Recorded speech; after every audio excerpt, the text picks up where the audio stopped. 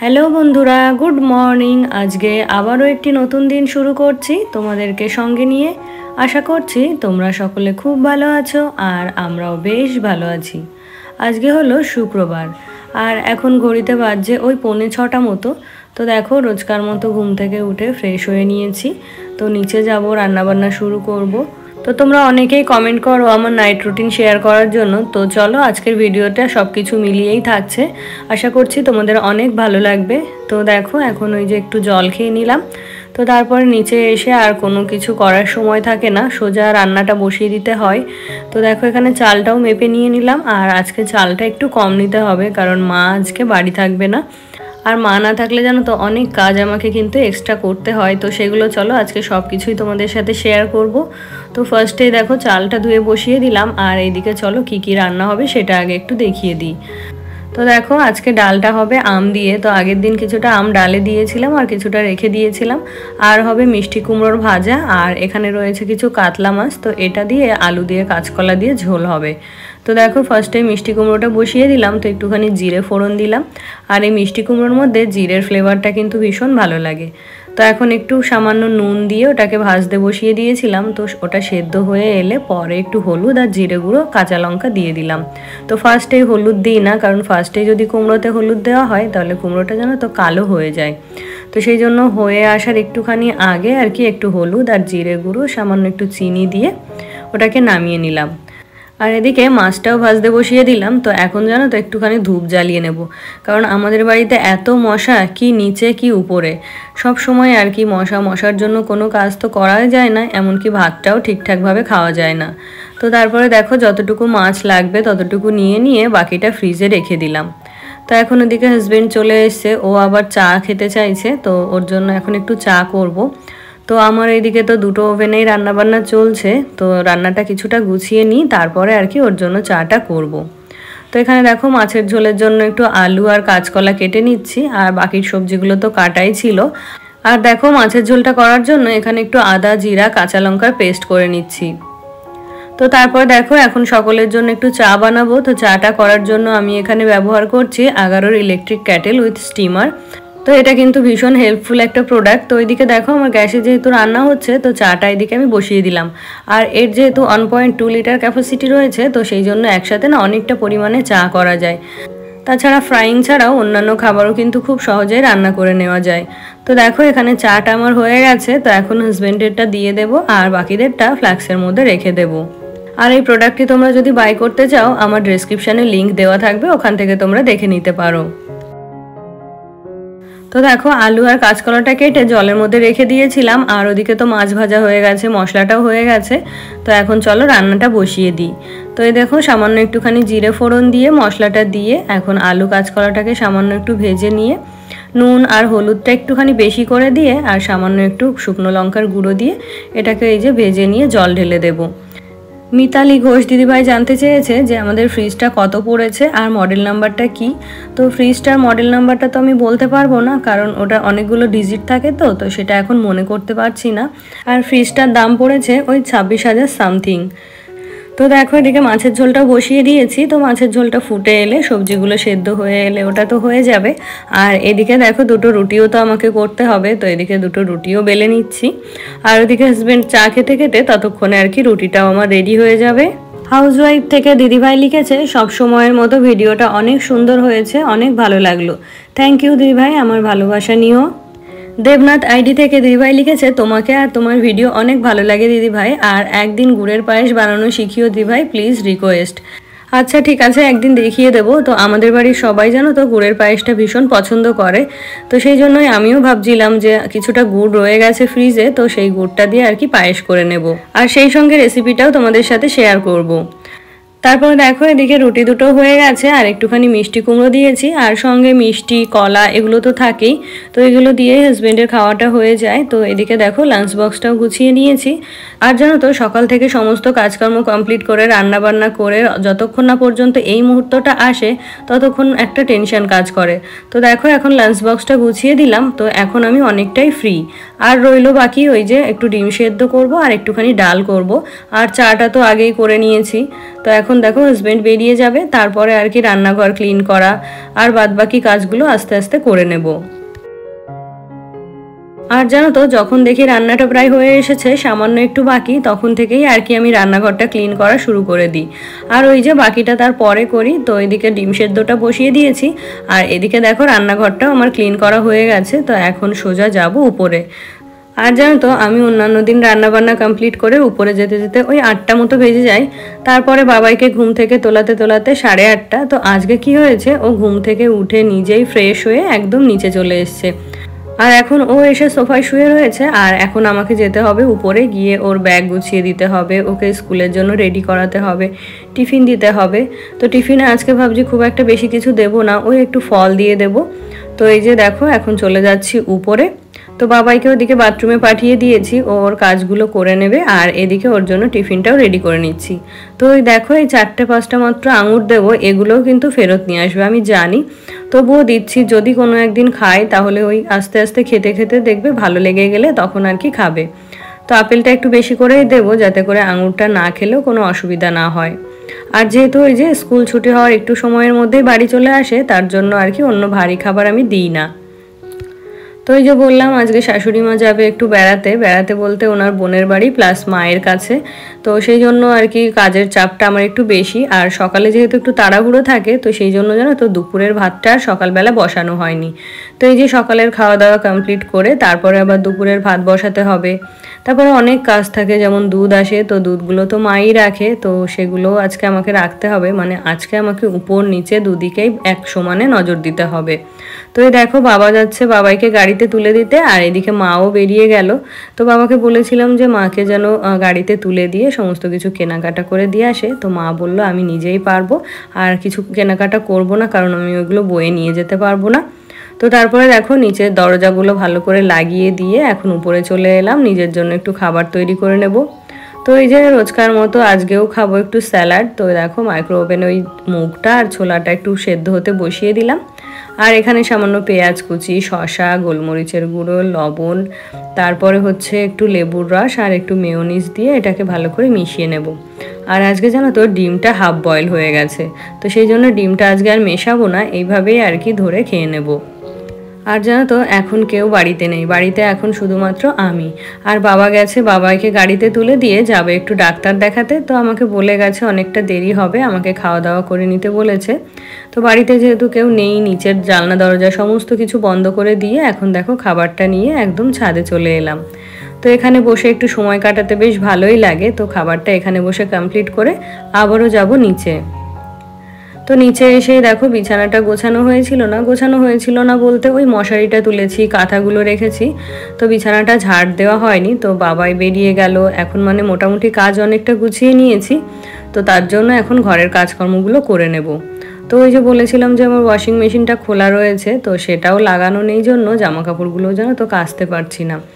আর যদিও হাতে টুকটাক কেচে নিচ্ছি, তো সেগুলো না ড্রাই করা হচ্ছে না বলে আর কি ঘরে মেলতে পারছি না, একেবারে সেই ছাদে গিয়ে জামাগুলো আমাকে দিয়ে আসতে হচ্ছে।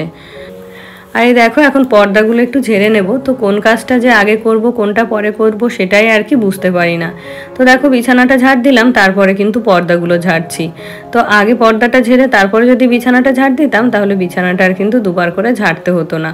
পর্দাগুলো এখন কাচ্ছি না কেন বলো তো, সামনেই যেহেতু বৈশাখ মাস আসছে, তো ভাবছি ওই চৈত্র মাসের শেষের দিকে আর কি জানলা দরজার পর্দাগুলো প্রত্যেক বছরের মতো এবছরেও কেচে নেব। তো দেখো তারপর টিভিটা সরিয়ে একটু ক্লিন করে নিলাম, আর দেখতেই পেলে পিছনে কতটা ধুলো জমেছিল। তো প্রত্যেক দিন তো উপর উপর মোছা হয়, পিছন দিকটা তো অত মোছা হয় না। তো আজকে টিভিটাকে একটু সরিয়ে আর কি পিছন দিকটাও ক্লিন করে নিলাম। তো দেখো এই ঘরের কাজকর্ম কমপ্লিট করে আবারও একটু যাব নিচে। তো দুপুরের ভাতটা ওই যে বললাম করা হয়নি, তো দুপুরের আর রাতের ভাতটা একসাথে করে নেব। আর বাবা তো রাতে রুটি খায়, তো বাবার জন্য হচ্ছে রাতে রুটি করে দেব। আর ওদিকে দুধটাও আসবে, তো সেটাও রাখতে হবে। তো এখন চাইছি উপরের কাজগুলো একটুখানি কমপ্লিট করে ফ্রি হয়ে নিচে গিয়ে বসতে। তো তারপরে দেখো একটুখানি ছাদে চলে এসেছিলাম। তো এই দোলনাটার একটু মাপ নেওয়া হচ্ছে, কারণ এটাতে সিটটা লাগানো হবে। তো এনাদেরকে বাবা ফোন করে আর কি বাড়িতে ডেকেছে, তো সেই মতো ওনারা মাপঝোপ করছে, দরদাম করছে। তো তারপরে দেখো দুধটাও চলে এসেছিল। তো এখানে দুটো পাত্রে দুধ, একটা হচ্ছে বাবার জন্য নেওয়া হয় আর একটা হচ্ছে আমার ছেলের জন্য নেওয়া হয়। তো তো তারপরে দেখো ওই যে বললাম মেশিনটা খোলা ছিল, তো এটাকে নিয়ে ভাবছি ওই ব্যালকানিতে রাখবো। তো ব্যালকানিতে ওয়াশিং মেশিনটা রাখার যথেষ্ট জায়গা রয়েছে, তবুও রাখি না কেন বলো তো, ওখানে হচ্ছে জলের ব্যবস্থা করা নেই। তো আমাদের ছাদেও কিছু প্লাম্বিংয়ের কাজ হবে, তো সেই সময় ভেবেছি এখানে একটা জলের লাইন করে নেব, তাহলে আর কি মেশিনটাকে এখানে পার্মানেন্টলি রাখতে পারবো। তো ওই যে বললাম বাড়িতে এখন টুকটাক না অনেক কাজ চলবে, তো সেগুলো তোমরা সবই দেখতে পাবে। তো সেই জন্য সব কিছু আর কি একসাথে গুছিয়ে উঠতে পারছি না। আজকে এটা হচ্ছে, কালকে এটা হচ্ছে, তো সব কিছু আর কি অগোছালো হয়ে রয়েছে। ছাদটাও ক্লিন করাতে হবে, তো সেই লোকজন কবে আসবে, কবে ক্লিন হবে, তো সেই সমস্ত নিয়ে সব কিছু আর কি অগোছালো। আর আজকে ভাবছি সমস্ত বেডরুমগুলো একটু ডিপ ক্লিন করব। তো ডিপ ক্লিন বলতে ওই যে কাকিমা তো ঘরগুলো মুছে দিয়ে যায়, আর যে জায়গাগুলো কাকিমা মুছতে পারে না সেইগুলোই ভাবছি আজকে মুছে নেব। তো দেখো জানলাটা সাধারণত আমি জল দিয়েই ধুয়ে দিই, তো আজকে ভাবলাম একটু মপ দিয়ে মুছে নিই। তারপরে এই যে খাটের চারপাশ দিয়ে যেহেতু একটু জায়গা রয়েছে, তো সেই জন্য ওই জায়গাগুলো আমাকে সবসময় মুছে রাখতে হয়। তারপরে আমার গত ভিডিওতে আরও কমেন্ট করেছিল ঝর্ণা এজেন্সি থেকে দিদিভাই, তো দিদিভাই লিখেছে দারুণ হয়েছে ফ্রিজটা। তো থ্যাংক ইউ দিদিভাই, আমার ভালোবাসা নিও। সিম্পল হাউস ওয়াইফ থেকে দিদিভাই লিখেছে অনেক সুন্দর হয়েছে ভিডিওটা। তো থ্যাংক ইউ দিদিভাই, আমার ভালোবাসা নিও আর এভাবে আমার পাশে থেকো। হ্যাপি ফ্যামিলি ব্লগ থেকে বোন লিখেছে জানো তো দিভাই, প্রতিদিন কমেন্ট করতে ইচ্ছে করে না, বাট না করলেও ভালো লাগে না। কোনো ব্যাপার নয় বোন, রোজই কমেন্ট করতে হবে সেরকম কোনো ব্যাপার নয়। আমারও এরকম হয়, আমি হয়তো ধরো 365 দিনই কারোর ভিডিও দেখছি, তো দেখা গেল তার মধ্যে হয়তো একটা দুটো দিন আমি তার ভিডিওতে কমেন্ট করলাম, তো এটা নর্মাল, আমারও হয় জানো তো। তো তারপরে দেখো আমার রুমটা ক্লিন করে এই রুমটাতে চলে এলাম। তো আজকে যেহেতু এই কাজগুলো করব ভেবেছি, তাই ভাবছি প্রত্যেকটা রুমই একবারে ক্লিন করে নেব। তো প্রত্যেক দিন একটা একটা রুম করে ক্লিন করলে কষ্টটা একটু হয়তো কম হয়, তো তবুও জানো তো এই একবারে যে গুছিয়ে ফেললে যে ফ্রি হয়ে থাকা যায় সেই ব্যাপারটা কিন্তু রোজ করতে গেলে হয় না। তো এই যে আমি চাইছি কি এই কাজগুলো আজকের দিনের মধ্যে কমপ্লিট করে বাকি দিনগুলো আর কি ফ্রি থাকতে। তো এদিকে দেখো ঘরটাও মোছা হয়ে গেছে, আর এদিকে একবারে বেসিনটা ক্লিন করে তারপরে যাব স্নানে। তো বেসিনটা রোজই ক্লিন করলে ভালো হয়, তো রোজ জানো তো সময় করে উঠতে পারি না, তো একদিন বাদে বাদে আর কি বেসিনটাকে আমি ক্লিন করে থাকি। আর এই বেসিনটা ক্লিন করার পর যদি এরকম একটা কাপড় দিয়ে মুছে নেওয়া যায় তাহলে সেই জলের যে দাগটা সেটা আর হয় না। তো আমি এখানে আলাদা এরকম একটা কাপড় রেখেছি যেটা দিয়ে বেসিন ক্লিন করার পর বেসিনটাকে আরেকবার মুছে নিই। আর এই বেসিনটা তো সারাদিনে খুব একটা ইউজ হবে না, তো ওই খাওয়া দাওয়া হাত মুখ ধোয়া সব তো নিচের বেসিনটাতেই হয়। আর দেখবে খাওয়া দাওয়ার পর বেসিনে হাত ধুলে বেসিনটা দেখবে হলুদ হলুদ হয়ে যায়। তো এখানে যেহেতু ভাত টাত খাওয়া হয় না, তো হাতটাও এখানে খুব একটা ধোয়া হয় না, তো বেসিনটা জানো তো খুব একটা নোংরা হয় না। ওই আমরা টুকটাক যা ব্রাশ করি একটু হাত মুখ ধুই সেটাই আর কি। তো দেখো চলে এলাম নিচে। তো সন্ধ্যাবেলা নিচে কিছু কাজকর্ম থাকে, তো সেগুলো মাই করে থাকে। তো তোমরা তো জানো মা বাড়িতে নেই, তো এখন মায়ের সেই কাজগুলো আমি করব। আর সন্ধ্যাবেলা হচ্ছে খাবার দাবার গরম করা থাকে, খাবারগুলো না আমি ফ্রিজে তুলে দিয়েছিলাম, তো রাতে খাওয়ার সময় একবারে সেগুলো গরম করব। আর এখন কাকিমা বাসন ধুয়ে দিয়ে গেছিলো, তো সেগুলো তখন আর শুকাতে দেওয়া হয়নি, তো এখন ভাবছি এগুলো সব কিছু শুকাতে দিয়ে দেবো। তো দেখো সন্ধ্যাবেলা যেহেতু বাবাইকে একটু পড়ানোর থাকে বা আমার নিজেরও একটু পড়াশোনা থাকে, তো সেই জন্য সন্ধ্যাবেলা নিচে আসতে মা বারণই করে দিয়েছিল, বা রান্নাবান্না এগুলো আমি আর কিছু করি না সন্ধ্যাবেলা, যেটুকু থাকে সেগুলো মাই করে নেয়। তো যেহেতু মা বাড়ি নেই, তো দেখো এই কাজগুলো আমিই করছি। তো বাসনগুলো ধুয়ে দিয়ে গেছিলো, ওগুলো এখন শুকাতে দিয়ে দিলাম। আর তারপর উপরে এসে বাবাইকে সন্ধ্যাবেলা যে দুধটা দিই ওটাই এখন দিয়ে দেবো। আর জানো তো এই সংসারে অনেক কাজকর্ম আছে যেগুলো মা ভালোবেসেই করে, তো আমি যদি সেইগুলো থেকে মাকে একেবারে সরিয়ে দিই বা মাকে একেবারে বসিয়ে দিই তাহলে কিন্তু মায়েরও খারাপ লাগবে। তো সেই জন্য ওনার উপর কোনো জোর করার কিছু নেই, ওনার যতটুকু যা ভালো লাগে ততটুকু করে, আর না হলে সেটা আমি করে নিই। তো তারপরে দেখো এখানে 2 রকমের বিস্কিট আনা হয়েছে। তো বাবাই জানো তো এই মেরি বিস্কুট জল দিয়ে ভিজিয়ে খেতে ভীষণ ভালোবাসে, তো ওর জন্য একটু মেরি বিস্কুট আনা হয় আর আমাদের জন্য একটু নোনতা বিস্কিট। আর এখানে দেখো এই যে এতগুলো জুতো, তো এনারা সবাই এসেছে আমাদের বাড়িতে তাস খেলতে। এটা আমাদের বাড়ি প্রত্যেক দিন সন্ধ্যাবেলার ব্যাপার আর কি, মানে প্রতিদিনই আমাদের বাড়িতে তাসের আসর বসে।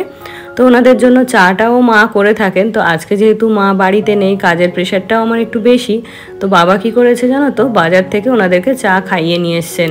তো আমি নিচে এসেছিলাম ওনাদেরকে চা করে দেওয়ার জন্য, তো বাবা বারণ করে দিল যে চাটা করতে হবে না, আমরা বাজার থেকে খেয়ে এসেছি। তো তারপরে দেখো এখানে রাতের প্রিপারেশন শুরু করে দিয়েছি। তো ওখানে ডাল তরকারি সব কিছু আর কি গরম করে নেব। আর ভাতটাও যেহেতু দুপুরে করেছিলাম তাই নতুন করে আর রান্না করব না, তো ওটাকে গরম বসিয়ে দিলাম। তো তারপরে দেখো এদিকে একটু আটা গুলে নিচ্ছি, কারণ বাবা হচ্ছে রাতে গোলা রুটি খায়, তো বাবার দাঁতে ব্যথা আছে ওই জন্য বেলা রুটি খেতে পারে না। তো বেলা রুটি আমি দুটো একটা করে নিতে পারলেও গোলা রুটিটা কিন্তু করি না। লাস্ট কবে করেছি সেটা হয়তো মনে করতে পারবো না, কারণ এটা মাই করে থাকে। তো সেই জন্য দেখো আটাটা ওখানে একটু গুলে রেখে দিলাম, আর এখন যে বাসনগুলো শুকাতে দিয়েছিলাম সেগুলো এখন গুছিয়ে তুলে রাখছি। তো ওই যে গোলা রুটিটা করতে গেলে আমার একটু চাপ হয়ে যায়, তো দেখি আজকে ট্রাই করব, যদি হয় তো হবে, আর না হলে তো যেরকম হবে সেরকমই খেয়ে নেবে। তো বাবা বলছিল ভাতই খাবে, তো উনি যেহেতু প্রত্যেক দিন রুটি খাওয়ার অভ্যেস, তো সেই জন্য একটু অসুবিধা হলেও আর কি রুটিটা করার চেষ্টা করি। তো এদিকে দেখো সমস্ত কিছু গরম করা হয়ে গেছে, তো এখন রুটিটা বানিয়ে নেব। আর কি বলো তো, রাতে বাবা যেহেতু রুটির সাথে সবজি তরকারি কিছুই খায় না, ওই একটু দুধ বা একটু গুড় হলে ওনার খাওয়া হয়ে যায়। তো সেই জন্য রাতে তরকারিও খুব একটা লাগে না, আর আমিও তো ভাত খাই না। তো আজকে রাতে ভাত খাওয়ার মধ্যে হাজবেন্ড আর ছেলে, আর বাবা খাবে রুটি, আর আমি ওই যে একটু ওটস খেয়ে নেব। তো তারপরে দেখো এখানে ফার্স্ট রুটিটা শুরু করে দিলাম, তো বেশ ভালোই হয়েছে। আর এই যে এটা ভীষণ ভয় লাগে, যেহেতু এগুলো হাত দিয়ে দিতে হয়, তো মনে হয় এই বুঝি আঙুলের ছ্যাঁকা লেগে গেল। তো তারপরে দেখো ধীরে সুস্থে ফার্স্টের রুটিটা দিয়ে নিলাম। তো ফার্স্টের তাওয়াটা একটু ঠান্ডা ছিল, তাই আর কি আরামসে দিতে পেরেছি, কিন্তু পরের দুটো বানানোর সময় হাতে একটু গরম লাগছিল। তো এটাকে এখন একটু ঢেকে দেব, তারপরে আর কি উল্টে পাল্টে রুটিগুলোকে সেঁকে নেব। তো এখন ঘড়িতে বাজে ওই 9:30 মতো, তো 9:30টার সময় আর কি আমাদের খাওয়া দাওয়া শুরু করে দিই। তো খাওয়া দাওয়া শেষ করতে করতে রান্নাঘর মুছে গুছিয়ে কমপ্লিট করতে করতে ওই 10টা 10-15 হয়ে যায়, মানে ওই ঘরে যেতে যেতে 10:30 হয়ে যায়। তো খাওয়া দাওয়ার পরে তো আরও টুকটাক অনেক কাজ থাকে, তো সেগুলো সব কিছুই তোমাদের সাথে শেয়ার করব। আর এদিকে কালকে সকালের জন্য কিছুটা সবজিও কেটে রাখতে হবে, কারণ কালকে আবার হাজব্যান্ডের অফিস রয়েছে। তো শনিবারটা পার হয়ে গেলেও আর অতটা টেনশন থাকবে না, কারণ ওই যে সকালে উঠে রান্নার তাড়াহুড়ো থাকবে না, তো ধীরে সুস্থে যা কিছু করা যাবে। তো এদিকে দেখো রাতের যে এঁটো বাসনগুলো হয়েছিল সেগুলো আর কি সবসময় জল দিয়ে আমরা একটু ধুয়ে রাখি, কারণ এর মধ্যে ভাত তরকারি অনেক কিছু লেগে থাকে, তো সেইগুলো জল দিয়ে ভালো করে ক্লিন করে তারপরে আর কি কাকিমার জন্য রাখা হয়। আর যে সমস্ত বাসনগুলো সকালে দরকার হবে, দেখো হাতা, তারপরে এই যে ডাবু হাতা, ভাত তরকারি ঢাকার যে প্লেটগুলো হয়, সেই সমস্ত কিছুই আর কি এখন রাতে ধুয়ে রাখবো। তো দেখো এই কাজটা তো আমাকে রোজই করতে হয়, তো এটা তোমাদের সাথে কখনো শেয়ার করা হয়নি। তোমরা শুধু আমার লাঞ্চ বক্স প্যাক করাই দেখেছো, এটা ক্লিন করা কখনো দেখোনি। তো দেখো এটাকেও এখন ধুয়ে ভালো করে জল ঝরাতে দিয়ে দেবো, কারণ সকালে উঠেই এটা প্রয়োজন হবে। তারপরে আমার গত ভিডিওতে আরও কমেন্ট করেছিল কবিতা দাস কাকিমা, তো কাকিমাকে অনেক অনেক ভালোবাসা। তারপরে আরও কমেন্ট করেছিল স্বস্তিকা দিভাই, তো দিভাই অনেক অনেক ধন্যবাদ তোমাকে। তারপরে আমার গত ভিডিওতে আরও কমেন্ট করেছিল হাজিরাস লাইফস্টাইল ব্লগ বাংলা থেকে দিদিভাই। তারপরে আরও কমেন্ট করেছিল মকরি দিদিভাই, তো দিদিভাই লিখেছে দারুণ হয়েছে ভিডিও, তো থ্যাংক ইউ দিদিভাই আমার ভালোবাসা নিও। তো তারপরে দেখো এঁটো বাসনগুলো সব কিছু গুছিয়ে রাখলাম, আর এখন যে জলের বোতলগুলো খালি হয়েছিল ওগুলো এখন ভরে রেখে দিচ্ছি, কারণ সকালে তাহলে কাজের চাপটা একটু কম হবে।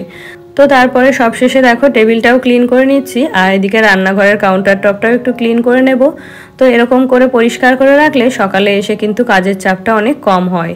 তো যেহেতু সকালে ওই যে রান্নাবান্নার চাপ থাকে, তো সেই জন্য রাতেই বেশিরভাগ কাজটা আমাকে গুছিয়ে রেখে যেতে হয়। তাহলে বন্ধুরা আজকে তবে এখানেই শেষ করছি, দেখা হচ্ছে নেক্সট ব্লগে। ততক্ষণে তোমরা সকলে ভালো থেকো, সুস্থ থেকো এবং সাবধানে থেকো।